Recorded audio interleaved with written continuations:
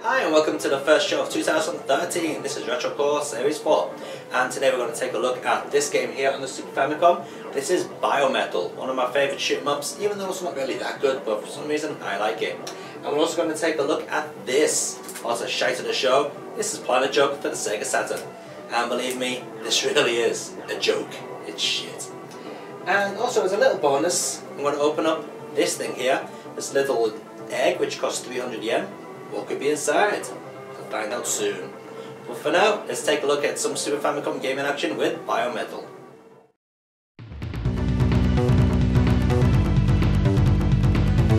Okay, so of course we're going to be playing the Japanese version of Biometal, and what a nice little intro it does have.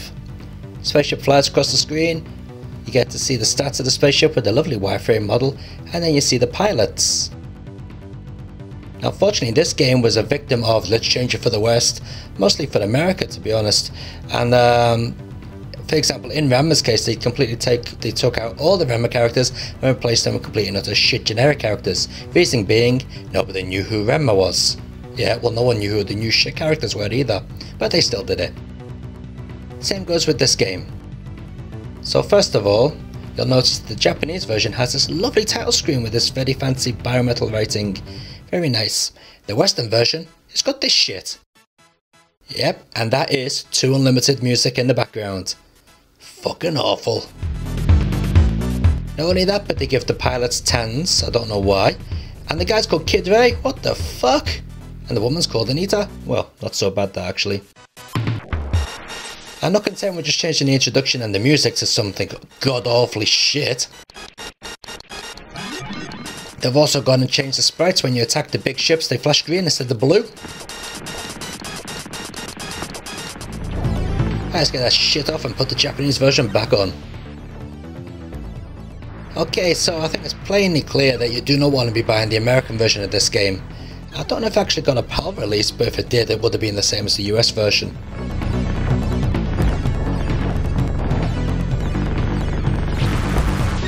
Now this game is not exactly pretty to look at. Well, you know, it's not too bad, it's got really big sprites and so on. But unfortunately it does suffer from slowdown.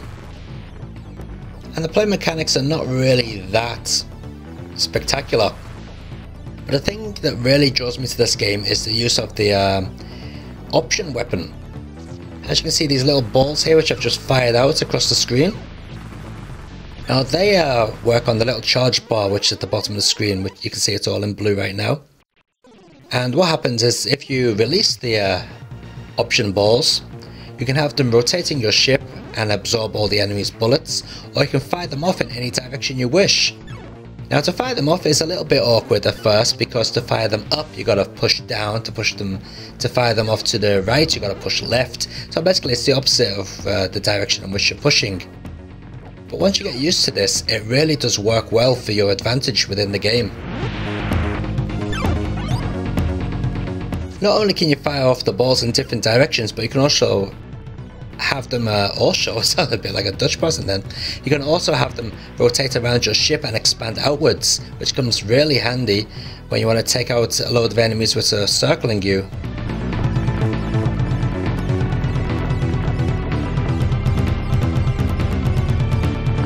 So here we are on stage 2, and stage 2 is notorious for slowdown. In fact, the entire game is notorious for slowdown. Ooh, look at that, grinding to a halt. Ooh.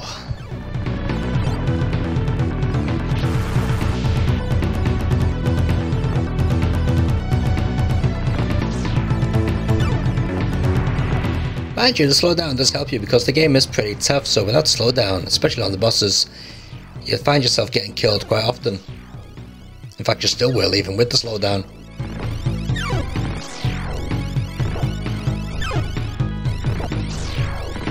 You gotta say, the enemies certainly look like they've been designed with a lot of alien influence.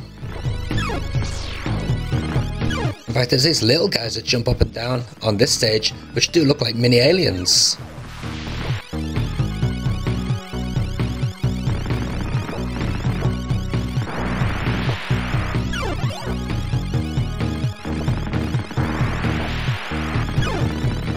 There they are. One thing is to note that the Sega Saturn version of Daisymon, the shoot 'em up construction kit, actually does feature a sort of remix version of Biometal. So that's worth checking out if you really do like this Super Famicom game.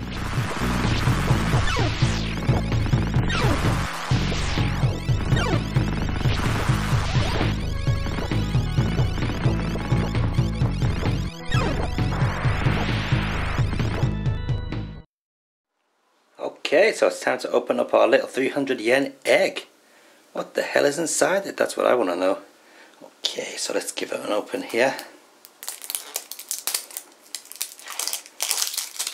Right, well, that was easy enough to get open. I think it's giving away what's in it straight away, isn't it?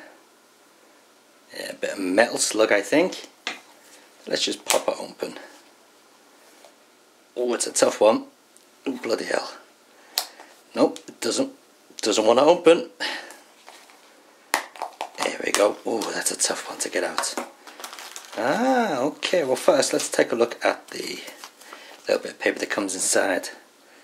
So yeah, metal slug, 5 to collect.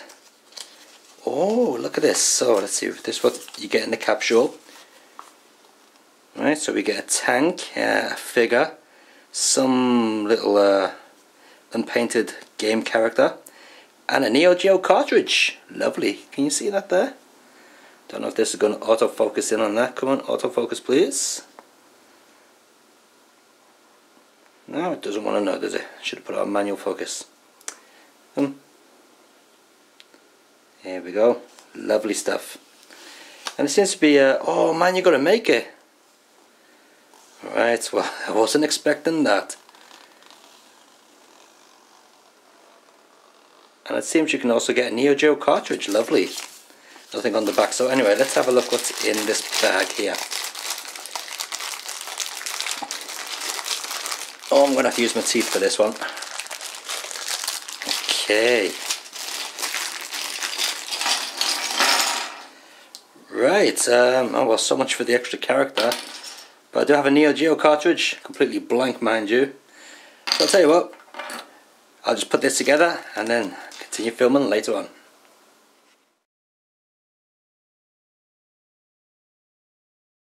Okay, so here's the model once it's complete. It's quite nice. I think it'll look really well once it's painted. Quite a lot of detail in there, moulding is quite good on it. And these parts here actually move up and down, as you can see. You could sort of turn the turret around, but it's got these two little placeholders that sort of stop it from moving. But yeah, it's not bad, it's quite nice. Lovely detail here on the antenna. And as I said, it's quite well moulded. And stays together fairly well. And that's a lot more that can be said about this little guy here. Yeah. Turns out the colour picture on the instruction manual is just for show. This is what you get. Moulding's okay, I guess, but could be better, I would have thought. His backpack doesn't come off. And let's see, we'll just put him over here. And the Neo Geo cartridge we got is actually Metal Slug 2. I don't know if you can see that. Don't know if it's going to zoom in all the way up to the camera. No, it's not, is it? That's it's not going to zoom in on that at all. But if you're watching in 1080p, or 720p I should say, you'll be able to see that nice and clearly. And I know some Neo Geo nutcase is going to tell me I put the sticker wrong on the back. But you know, who gives a fuck. Yeah. So it turns out that we have actually got, or I have actually got, this one, which is capsule number 2. So I've got one more of these capsules to open, so I'll open that in the next show. With a bit of luck, I'll get the Neo Geo console. Somehow I doubt it though. Okay, so let's take a look at this week's shite of the show. Planet Joker for the Sega Saturn. Really is shite.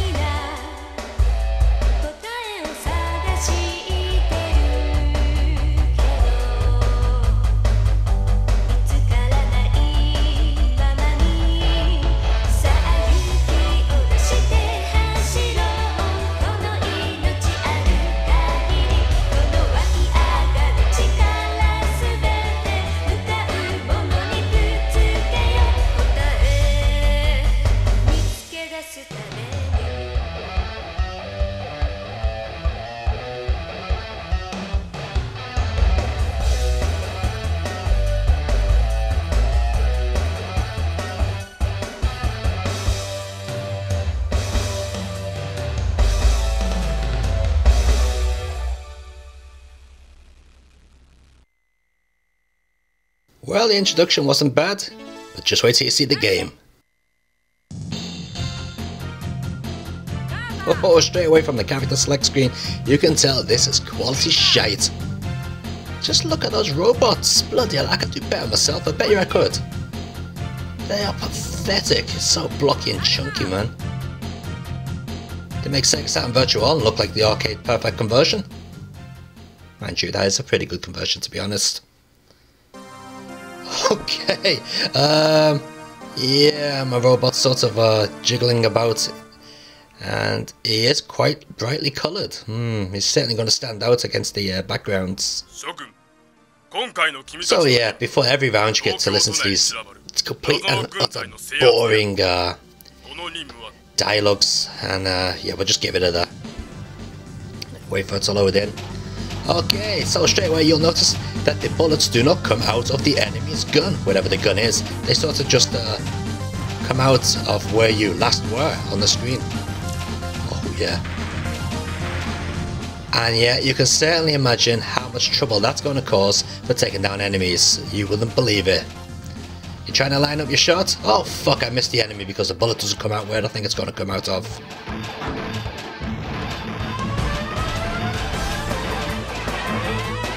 And here we go with the boss of level 1, and yeah, it's a, well, I don't know what it is. It's a robotic demolition machine, I guess. Now you'll probably notice that I am hitting this thing, but it doesn't seem to register any hits. You can't really tell if you're hitting it or not. Ah, but I guess I was, because now it's dead.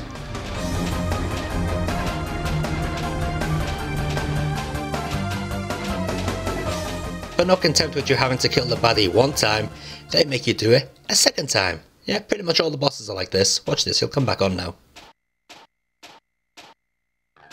Here we go, same music as well. So what did he go and do? Just brush himself off? Who knows?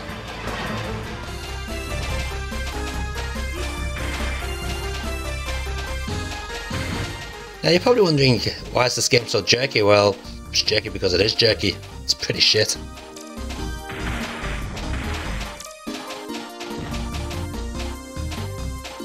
Now, here's another weird thing.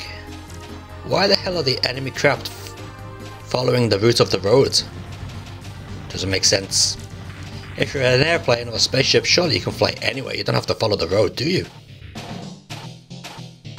Now I do quite like this bit because it sort of looks like you're going up a building until you realise it's just another floor with a picture behind holes in the scenery. As you'll see when we just flip to the train track in 3, 2, 1, 0. Let's flip to the train track. It looks exactly the same. Now I am being pretty hard in this game. It does have some nice ideas, but the whole execution of it is just really, really poor. The music doesn't fit, your robot looks like crap, the enemy craft are way too bright and chunky looking. The backgrounds are okay I guess, but they could have been a lot better. But the real thing that really lets this game down and makes it complete and utter shite is the fact that the boss battles are so piss easy most of the time. For this I'm standing in one place and I'm not getting hit. Nobody playtested this. So yeah, if you're after the worst Sega Saturn shooter, get Planet Joker. There's loads of great shooters for the Sega Saturn, but you know, you've got to buy at least one shit game, haven't you? This is gonna be it. Planet Joker. Just ironic that it's called Planet Joker.